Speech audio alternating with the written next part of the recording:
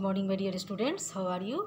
बच्चे, आज जो मैं वीडियो बनाने के लिए जा रही हूँ वो मैं कक्षा 5 से यानी कि 5th स्टैंडर्ड से बनाने के लिए जा रही हूँ, और वो भी हिंदी व्याकरण से। तो चलिए देखते हैं आज हम कौन से अध्याय पढ़ेंगे।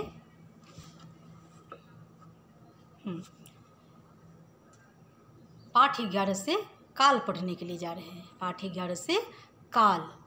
काल का अर्थ है समय। काल का अर्थ बच्चे क्या है? समय। काल के विषय में 3 वाक्य पढ़ो और समझो। देखिए वहाँ पे क्या लिखा हुआ है, काल के विषय में 3 वाक्य पढ़ो और समझो। पहला नंबर पे है अजय पढ़ता है, दूसरे नंबर पे है अजय पढ़ रहा था, तीसरे नंबर पे है अजय पढ़ेगा। उपयुक्त वाक्यों में पढ़ता है से चल रहे समय का, ध्यान से सुनिए, उपयुक्त वाक्यों में पढ़ता है से चल रहे समय का, पढ़ रहा था से बीते हुए समय का, और पढ़ेगा से आने वाले समय का बोध होता है। अब देखिए काल के कितने भेद होते हैं, ये जानना भी जरूरी है ना। काल के कितने भेद होते हैं? तो काल के 3 भेद होते हैं। देखिए काल के 3 भेद होते हैं। पहले नंबर पे है वर्तमान काल, दूसरे नंबर पे है भूतकाल, और तीसरे नंबर पे है भविष्यत काल। पहले नंबर पे है वर्तमान काल। ये भी जान लीजिए कि वर्तमान काल किसे कहते हैं। क्रिया के जिस रूप से उसके वर्तमान में होने का पता चलता है उसे वर्तमान काल कहते हैं। जैसे मैं पढ़ा रही हूँ, तो अभी वर्तमान में मैं पढ़ा रही हूँ। वर्तमान में आपको कौन पढ़ा रहा है? वर्तमान में मैं आपको पढ़ा रही हूँ, तो ये क्या होगा? वर्तमान काल हो जाएगा। जैसे देखिए, ये तो मैं अपने ऊपर बोली। जैसे देखिए बच्चा पढ़ता है, दूसरे नंबर पे है लड़का खेल रहा है, तीसरे नंबर पे है वह चित्र बना रहा है। इन वाक्यों में क्रियाओं के कार्य वर्तमान में हो रहे हैं। क्रियाओं के जो कार्य हैं वो वर्तमान में हो रहे हैं, अतः ये वाक्य वर्तमान काल के उदाहरण हैं। अब बच्चा पढ़ता है तो बच्चा अभी पढ़ता है, अभी तुरंत पढ़ता है। लड़का खेल रहा है तो लड़का अभी खेल रहा है। वह चित्र बना रहा है तो वह चित्र अभी बना रहा है। तो ये वर्तमान काल का हो जाएगा। जैसे मैं अभी आपको पढ़ा रही हूँ, तो यहाँ पे कौन बैठा है? अभी मैं बैठी हूँ और आपको पढ़ा रही हूँ, तो ये क्या हो जाएगा? वर्तमान काल का रूप हो जाएगा। अब चलिए वर्तमान काल के भेद, मतलब इसके भी 3 भेद होते हैं। वर्तमान काल के मुख्य रूप से 3 भेद होते हैं। पहला है सामान्य वर्तमान काल, दूसरा है अपूर्ण वर्तमान काल, और तीसरा होगा संदिग्ध वर्तमान काल। ये भी देख लीजिए। ऐसे तो ज़्यादा से ज़्यादा फोकस हम लोग करते हैं वर्तमान काल, भूतकाल और भविष्यत काल। इस पर ज़्यादा हम लोग फोकस करते हैं, इसको ज़्यादा पढ़ते हैं। लेकिन वर्तमान काल के कितने भेद होते हैं ये भी थोड़ा देख लेते हैं। सामान्य वर्तमान काल, क्रिया का वह रूप जिससे वर्तमान काल में सामान्य रूप से क्रिया का होना पाया जाए, वह रूप सामान्य वर्तमान काल को प्रकट करता है। जैसे बच्चा खेलता है, यह किताब है, वह नाचती है, मनोज साइकिल चलाता है। इन वाक्यों में क्रियापदों से कार्य के वर्तमान काल में सामान्य रूप से होने का पता चलता है, अतः ये सामान्य वर्तमान काल की क्रियाएँ हैं। अब देखिए ख में है अपूर्ण वर्तमान काल। क्रिया के जिस रूप से यह पता चले कि कार्य अभी चल रहा है, समाप्त नहीं हुआ है, वह रूप अपूर्ण वर्तमान काल को प्रकट करता है। जैसे वह लिख रहा है, अमर नहा रहा है, तमन्ना खेल रही है। इससे क्या पता चलता है कि अभी तमन्ना खेल रही है, खेल समाप्त नहीं हुआ है। अमर नहा रहा है, अमर नहा कर आया नहीं है, उसका नहाना खत्म नहीं हुआ है। तो इन वाक्यों को अपूर्ण वर्तमान काल कहा जाएगा। ठीक है।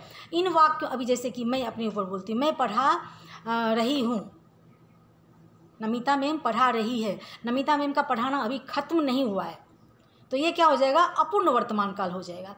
इन वाक्यों के क्रियापदों से पता चलता है कि क्रिया अभी पूर्ण नहीं हुई है, अतः ये अपूर्ण वर्तमान काल की क्रियाएं हैं। अब ग में है संदिग्ध वर्तमान काल। क्रिया के जिस रूप से उसके वर्तमान काल में होने का संदेह पाया जाए, संदेह को ही संदिग्ध बोलते हैं। संदिग्ध वर्तमान काल में क्या हो गया? क्रिया के जिस रूप से उसके वर्तमान काल में होने का संदेह पाया जाए, उसे संदिग्ध वर्तमान काल कहते हैं। जैसे वह पढ़ता होगा, मतलब कि संदेह है, वह पढ़ता होगा या नहीं भी पढ़ता होगा, उसका कोई ठिकाना नहीं है। समझ में आ रहा है ना?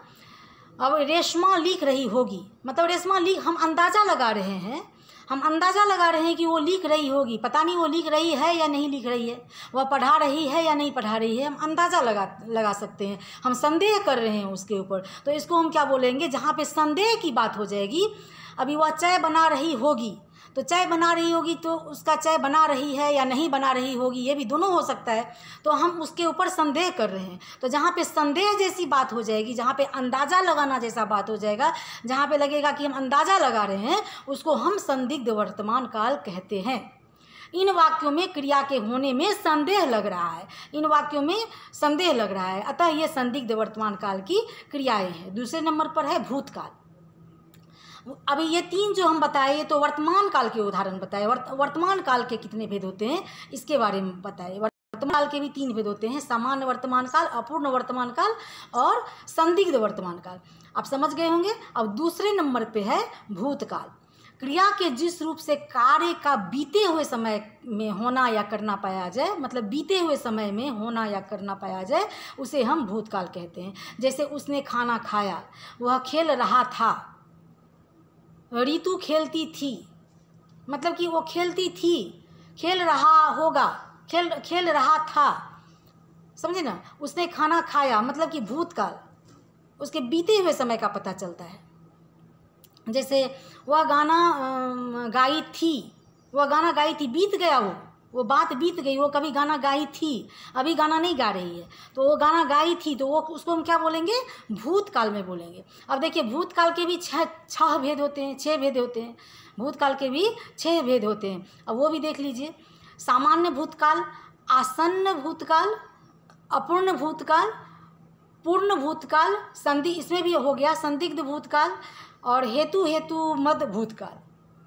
ऐसे इसको देखना जरूरी नहीं है, लेकिन फिर भी देखने में क्या जाता है, देख लेते हैं। क नंबर पे है सामान्य भूतकाल। क्रिया के जिस रूप से भूतकाल के सामान्य रूप का पता चले, वही जो हम वर्तमान काल के जो 3 भेद पढ़े थे उसी से मिला जुला है। क्रिया के जिस रूप से भूतकाल के सामान्य रूप का पता चले उसे सामान्य भूतकाल कहते हैं। जैसे मनोज ने चाय पी, वह गया, तो ये हो गया सामान्य। अब आसन्न भूतकाल, आसन्न भूतकाल, क्रिया के जिस रूप से भूतकाल में क्रिया का होना निकट पाया जाए, मतलब नज़दीक, वह रूप आसन्न भूतकाल को प्रकट करता है। जैसे रेशमा ने चाय बनाई है, मतलब नज़दीक की बात हो गई, आसन्न भूतकाल। अमित आया है, मतलब अमित आया है, मतलब कि वही हो गया, भूतकाल का ही बात हो गया, लेकिन भूतकाल के भी इसमें भेद दिखाया गया है, तो वो भी पढ़ना चाहिए। अब है अपूर्ण भूतकाल। क्रिया के जिस रूप से भूतकाल में क्रिया के होने का पता चले किंतु उसके पूर्ण होने का पता ना चले, जैसे अभी वर्तमान काल के में जो पढ़े थे अपूर्ण वर्तमान काल, तो इसमें भी वैसे ही आ गया अपूर्ण भूतकाल, मतलब कि हो भी रहा है और नहीं भी हो रहा है, उसके पूरा होने का पता ना चले, वो अपूर्ण भूतकाल नहीं, सॉरी, हो रहा नहीं है, वो तो संदिग्ध में आ जाएगा। अपूर्ण भूतकाल में क्रिया के जिस रूप से भूतकाल में क्रिया के होने का पता चले किंतु उसके पूर्ण होने का पता ना चले, होने का पता चले लेकिन पूर्ण होने का पता न चले, वह रूप अपूर्ण भूतकाल को प्रकट करता है। जैसे नरेश पढ़ रहा था, बच्चे सफाई कर रहे थे, मतलब उसका काम कंप्लीट नहीं हुआ है, उसका काम पूरा नहीं हुआ है, पूर्ण नहीं हुआ है, वो कर रहे थे, नहा रहे थे, मतलब कि नहा के आया नहीं है, पूरा नहीं हुआ है, तो इसको हम क्या बोलेंगे, अपूर्ण भूतकाल। अब इसमें भी घ नंबर पे है पूर्ण भूतकाल।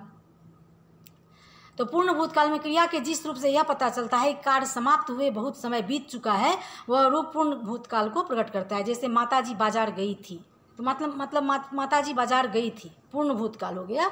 मेहमान वर्षा होने से पहले ही जा चुके थे। पिताजी दिल्ली में, ये बहुत मतलब कि बहुत दिन हो गया, कार्य समाप्त हुए बहुत समय बीत चुका है, उसी को हम पूर्ण भूतकाल कहेंगे। अब है इसमें भी देखिए, इसमें भी आ गया संदिग्ध भूतकाल। क्रिया के जिस रूप से भूतकाल की क्रिया के होने में संदेह, जैसे वही चीज़ है जो वर्तमान काल में हम पढ़े थे, संदिग्ध भूतकाल, संदिग्ध वर्तमान काल, तो वही हो गया इसमें संदिग्ध भूतकाल। मतलब कि क्रिया के जिस रूप से भूतकाल के क्रिया के होने में संदेह पाया जाए, इसमें भी आ गया वही चीज़, अंदाज़ा लगाया जा सके, संदेह कर रहे हैं हम, वह रूप संदिग्ध भूतकाल को प्रकट करता है। जैसे सुनीता आई होगी या नहीं आई होगी, उसका कोई ठिकाना नहीं है, नहीं भी आई होगी। वह घर चला गया होगा, उसका मतलब कि संदिग्ध भूतकाल है, उस पर संदेह कर रहे हैं हम। तो जहाँ पे संदेह वाली बात हो जाएगी, जहाँ पे अंदाज़ा लगाने वाली बात हो जाएगी, उसको हम संदिग्ध भूतकाल कहेंगे। अब है 4 नंबर पे है हेतुमद भूतकाल। जहाँ भूतकाल की क्रिया का होना दूसरी क्रिया पर आधारित होता है, वहाँ हेतुमद भूतकाल होता है। जैसे यदि तुम परिश्रम करते तो पास हो जाते, यदि हम पढ़ते तो पास ज़रूर हो जाते, यदि वर्षा होती तो फसल अच्छी हो जाती। मतलब ये हेतु मतलब कि यहाँ पे क्रिया का होना दूसरी क्रिया पर आधारित होता है। समझ में आ रहा है ना। अगर वो लड़का बहुत अच्छे से तैयारी करता तो वो पास ज़रूर हो जाता, पढ़ने की तैयारी करता। यदि वर्षा होती तो फसल अच्छी हो जाती। तो ये हो गया हेतु हेतुमत भूतकाल। अब देखिए लास्ट नंबर पे आते हैं हम, भविष्यत काल। तीसरे नंबर पे है भविष्यत काल। क्रिया के जिस रूप से आपने आने वाले समय में, क्रिया के जिस रूप से आपने आने वाले समय में काम के होने या करने का पता चले, उसे हम भविष्यत काल कहते हैं। जैसे पिताजी कल दिल्ली जाएंगे, आज वर्षा होगी, अगले महीने में परीक्षाएं होंगी, ठीक है, तो ये भविष्यत काल में होगा। अभी जैसे मई में 12वीं क्लास के बच्चे का परीक्षा होगा, तो अभी मई आने में तो देरी है ना, उसको हम भविष्यत काल में लेंगे। अभी प्रेजेंट में, वर्तमान में तो नहीं हो रहा है, आज परीक्षा होगी, ये तो नहीं हो रहा है। होगी मतलब कि आने वाला है, तो अगले महीने में परीक्षाएं होगी।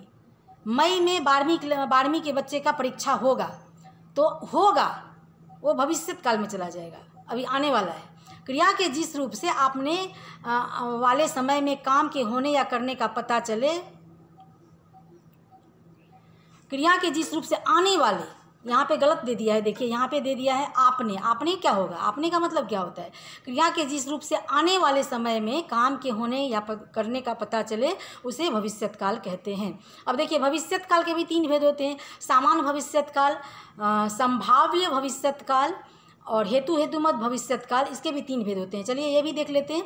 सामान्य भविष्यत काल में क्रिया का वह रूप जिससे आने वाले समय में सामान्य रूप, वही चीज़ है जैसे जो हम वर्तमान में और भूतकाल में पढ़े थे, वही चीज़ है। सामान्य भविष्यत काल में हो जाएगा क्रिया का वह रूप जिससे आने वाले समय में सामान्य रूप से क्रिया के होने का पता चले, उसे सामान्य भविष्यत काल कहते हैं। जैसे मैं कल परीक्षा दूंगा, मैं पत्र लिखूंगा, वह कल आएगा, वह गेंद से खेलेगी, तो ये हो गया सामान्य भविष्यत काल। अब है संभाव्य भविष्यत काल। क्रिया के जिस रूप से आने वाले समय में क्रिया के होने में संदेह या संभावना पाई जाए, उसे वही चीज़ हो गया, उसे संभाव्य भविष्यत काल कहते हैं। जैसे शायद आज वर्षा होगी, शायद होगी या नहीं भी होगी, तो इसमें भी संदिग्ध वाली बात हो गई। शायद वह परसों आएगा, आए या नहीं भी आए, तो संदेह हो गया ना, पूरी संभावना नहीं है, वो आ भी सकता है और नहीं भी आ सकता है, तो यहाँ पे हो जाएगा संभाव्य भविष्यत काल। अब हेतु हेतुमत भविष्यत काल, जहाँ भविष्यत काल की एक क्रिया का होना दूसरी क्रिया पर आधारित हो, वहाँ हेतु हेतुमत भविष्यत काल होता है। जैसे यदि तुम परिश्रम करोगे तो पास हो जाओगे, यदि वर्षा होगी तो फसल अच्छी हो जाएगी। अरे वही चीज़ जो हम वर्तमान काल के 3 भेद को पढ़े थे, भूतकाल के 3 भेद को पढ़े, 6 भेद को पढ़े थे, और ये भविष्यत काल के 3 भेद हैं, तो उसमें भी वही चीज़ है। यदि तुम परिश्रम करोगे तो पास हो जाओगे, यदि तुम अच्छा मेहनत करोगे तो पास हो जाओगे, यदि आज वर्षा होती तो फसल अच्छी हो जाएगी, यदि आज वर्षा होगी तो फसल अच्छी हो जाएगी, ठीक है। तो अभी ऊपर पढ़े थे काल किसे कहते हैं, उदाहरण सहित बताओ। काल के प्रमुख भेद कितने हैं, उनके नाम बताओ। तो काल के कितने भेद हुए, काल के 3 भेद हुए, वर्तमान काल, भूतकाल, भविष्यत काल।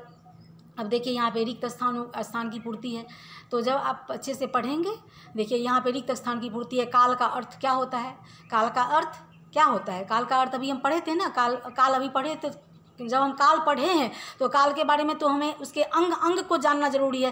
काल का अर्थ क्या हुआ, काल का अर्थ समय होता है। तो आप जब तक पढ़ेंगे नहीं लेसन को, आप जब तक किसी भी चीज़ को एक एक लाइन, एक एक शब्द को नहीं पढ़ेंगे, तो आप उसको ना रिक्त स्थान की पूर्ति कर सकते हैं, ना आपको कोई कहीं से भी बीच से पूछेगा या कहीं से भी पूछेगा तो ना आप उसका ठीक से उत्तर दे सकते हैं, ना प्रश्न उत्तर का हल कर सकते हैं। हाँ, बात ये हुई कि बनी बनाई हुई रसगुल्ला मिल गया तो उसको खाने में तो सभी को आनंद होता है, लेकिन जब तक आप पढ़ेंगे नहीं तो आपका दिमाग कैसे डेवलप करेगा, आप अपने दिमाग का, आपके दिमाग का एक्सरसाइज कैसे होगा।